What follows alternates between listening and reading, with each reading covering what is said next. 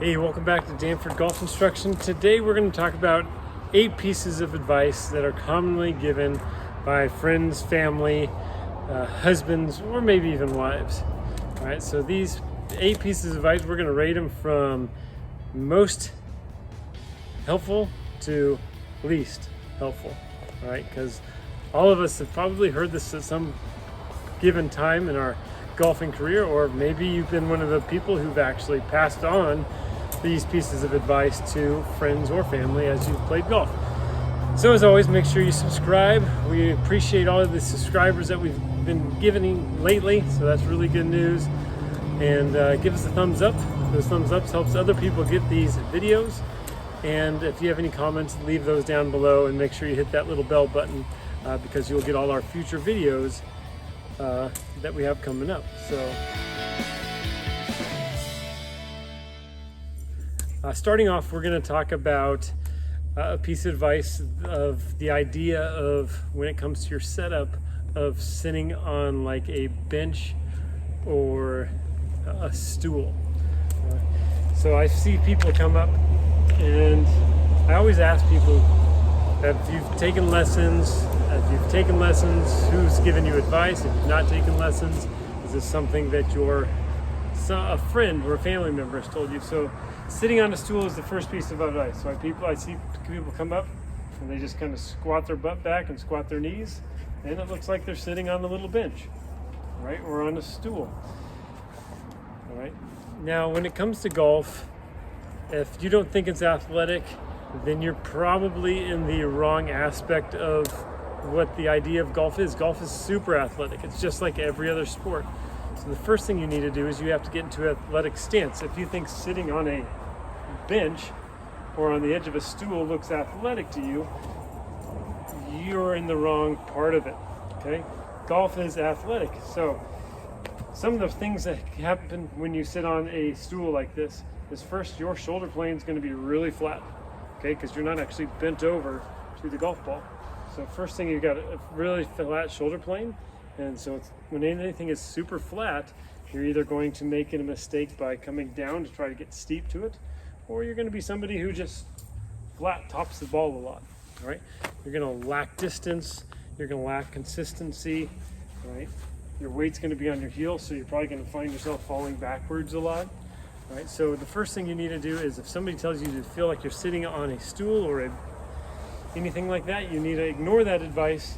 Right, and you need to get into an athletic posture, which means hinging from the hips, getting over the top of the golf ball. All right, when you're doing this correctly, you're going to find sitting on the stool, you're going to feel a lot of weight towards your heels. Athletically, if you do it correctly, you're going to feel like it goes right down just through the front of your ankles, and you're going to notice that you're more bent over. Shoulder tips are going to be more over tips of the shoe. So that is just some very simple ways to make your posture go from being sitting on a bench, probably struggling, or sitting on a stool and struggling, to being more athletic and already starting to hit the ball further, more consistent. The next piece of advice that we commonly hear a lot is keep your head down. This could be maybe because you're topping the ball, or that somebody just tells you to keep your head down. That's like the oldest piece of advice that somebody's always given out, is keep your head down. Okay, this is the only time you keep your head down. As you take the club away, I want you to keep your head and your eyes on the ball. I don't want you to follow the club as you take it away. Right? I want you to keep your eyes on the ball, keep your head on the ball. Okay? Most likely, if you're topping the golf ball, it has nothing to do with you keeping your head down. It's more likely that you're rising with the chest up. All right, so your head automatically will lift up because your chest rises up. And then I see a lot of people who focused on keeping their head down for so long, is that on the way through, they really try to keep their eyes on the golf ball the whole time. Good news is yes, you're keeping your eyes on the ball. Maybe you're staying in your posture a little bit better. Bad news is it's really restricting your ability to release the golf club and to release your body.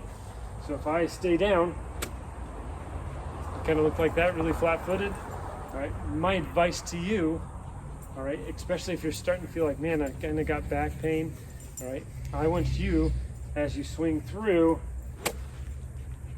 to really let your head kind of feel like it follows the head of the club as it comes through. If you keep your chest in the same spot and you release your head, you're going to find that your distance will increase. You're going to release the club head better.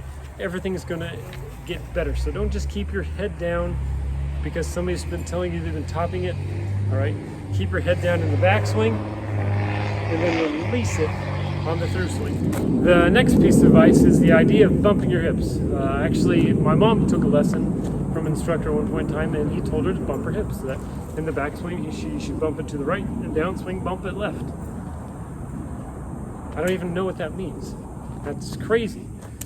This is a rotary sport. There's no bumping of the hips. The only bump that I can actually think of is if you see like a Henrik Stenson, he's got a little move to the right, kind of a weight shift move, right? But never should you be bumping your hips this way, right? Notice what it does to your spine if you bump your hips. Reverse spine angle. All right, now you probably talk about the right arm being really low or being kind of stuck and you hit behind it. All right, so if you've been told to bump your hips, how the hips move is a rotation. So the hips should move internally and then internally on the way through. There should be no sliding of your hips in the golf swing. So if somebody tells you to bump your hips, don't do it. Check it out. Make sure that you're actually turning your hips rather than bumping them side to side. The next kind of mediocre advice is the idea of turning your hips fast. All right, we associate really with turning fast of creating more club head speed. All right, and that is the key, but at the same time, it is not the key. So I've seen a lot of players when they get up here and they turn their hips really fast, right? Some can get away with it if they're able to disassociate their upper and their lower body, which means their lower body and their upper body can turn independently. Most of us, we don't have the ability to do that. All right, we've worked a job a long time, or we've just kind of lost the ability to do that. Now, if you can do that, you can just do that simple test of you can turn your chest without your hips moving and turn your hips without your chest moving. Then the idea of turning the hips fast, it's okay. It's not bad. It won't ruin your golf swing. But a lot of us, when we get to the top, and if we can't disassociate and we've been taught to get your belt buckle at the targeted impact, right? You tend to be somebody who everything pulls together, right? And so you become somebody who swings over the top and just struggles altogether with golf, all right? So if somebody tells you to turn your hips fast, this is the sequence of how fast you should turn your hips. So you should get to the top of your backswing. Your first move, if you're somebody who's kind of stuck, is the hand should really drop down. And then if your hands are here, you can turn as hard as you want to at that point in time. So once again, if you get to the top, your first move should really feel like your body is stalling. Hands almost drop in front of your legs, right? That's what it's gonna feel like. And then you can turn hard through. Okay, that is something that's gonna help your timing the most, right? If you really wanna get better at golf and you struggle with the slice, you gotta get those hands at the top. Don't think about turning the hips hard, think about dropping the hands hard, and then basically the turn will kind of happen on its own. All right, the next common piece of advice is to get off of your right side or push off of your right leg, okay? So we'll see a lot of golfers, they get up here and they're so worried about being on their back leg, they push off their right side, and you see that foot come off the ground really early, you see the hips really drive forward, right? And then it's gonna be really brutal from that point in time, right? Because most people, when they get to the top of the backswing, if they're told to push off the right side, they're going to push with their toe, okay? They're gonna push off of their toe, and then the hips are gonna get forward, and you're gonna early extend, all right? If you are somebody who pushes off the right side. Now, this is kind of the in-between advice. There's some good things. I think there's two different types of players. One who does move off the right side, and there's some who pull with the left leg. So those are the two ways that you can get to your front side. Now, if you're somebody who feels like you're somebody better at moving off the right side, when you get to the top of your backswing, instead of pushing off of your toe, I want you to feel like you push off of your heel. Okay, you're gonna see the difference. Push off the toe, hips go forward, push off the heel, hips just kind of move laterally and they don't move closer to the golf ball, because that is the killer in their golf swing. So we tend to push up there, right? Especially if we're trying to turn our hips, right? So push off that heel. It'll help you move laterally. It should help the club drop down a little bit more shallow, right? So push off with your heel if you're somebody who wants to get off the right side, or become somebody who feels like they almost push into the ground with their left foot, right? And that's another way that you can move to the front side. Just don't be somebody who pushes off the right side with their toe. The next fun piece of advice, right? So this is the third tier. We're going to go to the fourth tier after this. All right, is keep your right elbow close to your side. A lot of times that is a band-aid because they think they're coming over the top, so they're going to feel like if they keep their right elbow really close to their side, it's going to be harder for them to come over to the top. Okay, we've seen the trick of putting like a head cover, stuff like that underneath their right arm. So if you are somebody who's looking to get more distance, all right, it is a wide takeaway, wide to the top. So you can see that I am not stuck close to my side. I'll put a tour player on there also, and you're going to notice that they get wide and then they get narrow. If you're narrow, you're only going to stay narrow, right? So that right arm staying close to you is going to cause you to have less speed in your golf swing. So we want you to get wide and then come down. So from the backswing, we want the arms to stay wide, and you're going to see the right arm kind of gets behind my body, right? It doesn't stay out in front of it, right? If you're looking to feel where the right arm should go, that's where we're looking for the right arm to go, is kind of go behind me, and then from face on, you can see it is not stuck close to me, all right? If you want to have a greater golf turn or a bigger rip, shoulder turn, rib rotation, whatever you want to call it, you've got to keep your arms wide. You got to keep that right side moving. You got to get that right arm in the correct position at top. Okay, so don't try to stick something underneath you and stay really close to you. Maybe some guys on tour do that. I've seen it done with golf gloves. All right, they're hyper flexible and they're really good at what they do. So make the swing a little bit easier. Make yourself a little bit more powerful by not trying to stay close with that right arm. Don't tuck that right arm down. Give it a little bit more freedom. It doesn't have to be this move up here, the high flying elbow, stuff like that, right? Just right there, okay? Some of you can be a little bit closer. I know it is hard for some of us because we lack some of the rotation in the right arm, all right? In that instance, just make the swing a little bit smaller.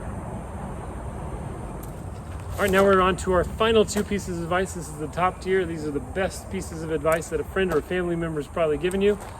If you haven't noticed already, all of these pieces of advice come with lots of faults and very few, oh, this is going to make me play better. Okay, so most of the time, don't take a whole lot of advice from friends or family unless they're like extremely good at what they do, like maybe, I don't know, below scratch or something like that, or maybe you should see a teaching professional. Just a hint. All right, so today on this part is we're going to talk about arm trying to get it underneath the chin. Okay, I know this is somebody's idea of getting you to turn, so they say, oh, get the left arm underneath the chin. Oh, that's great. At the same time, I cannot turn my chest at all, and I can still put my left shoulder underneath my chin. Okay, so this is a great way to make your swing shorter, not as powerful, more inconsistent. All right, so automatically, let's just talk about what a tour professional would do with their left arm. All right, if we start right here with the tour professional, they're going to move their left arm across their body about this much. Okay, so from there, they turn to the top, and now their left arm is underneath their chin. But you could see that it was in a much different spot. Most amateurs, when they set up to it, they get their left arm all the way over here, right, really close to their body, and then they have very little turn. So what I want you to do is I want you to forget about trying to get the left arm underneath the chin. I want you to get the right shoulder behind your head, and I want you to feel like you have a lot of space between your left arm and your chest. Don't pin it to your chest. That's a killer of consistency and distance. So when you get it to the top, get that right shoulder turning behind your head and feel like there's all sorts of room between your left arm and your chest. I almost feel like there is a softball or a tennis ball, something there. Don't push it across your chest. It's gonna be a big killer to your golf swing. So if you really want to be somebody who turns turn your rib cage, turn your right shoulder behind your head, and then just don't let that left arm pin to your body in the attempt to make your swing bigger.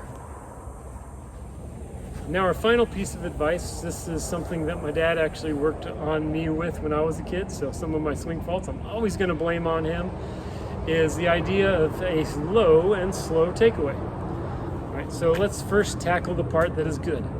A slower takeaway is fine. All right, that's good.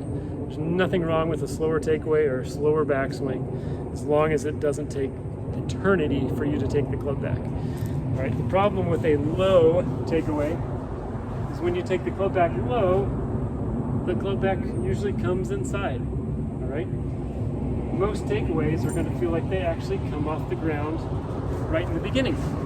So as you're working on your takeaway, it shouldn't be inside and low. It should feel like it kind of comes off the ground. Now, it's not a lift where it comes out here and your arms get away from your body. It's just the same distance basically from your belt buckle to the end of the club. So if you turn, right, you should be good to go. Low inside, low and slow leads to kind of that, and then kind of that. Right, so it's okay if it comes off the ground a little bit as you take the club away. Right, as long as the arms don't push away from your body. Right, so that's our 8 different levels of advice from friends or family. Hopefully these kind of limit down some of the things that you have to think about, or maybe it shows you the correct way to hopefully think about some of these pieces of advice. I know they're all given in good, it's there to help you, right? But hopefully these give you a different way to think about it when a friend goes, hey, I want you to try this. And then you can maybe recall what we talked about here today. So thanks for subscribing and watching. We'll see you next week.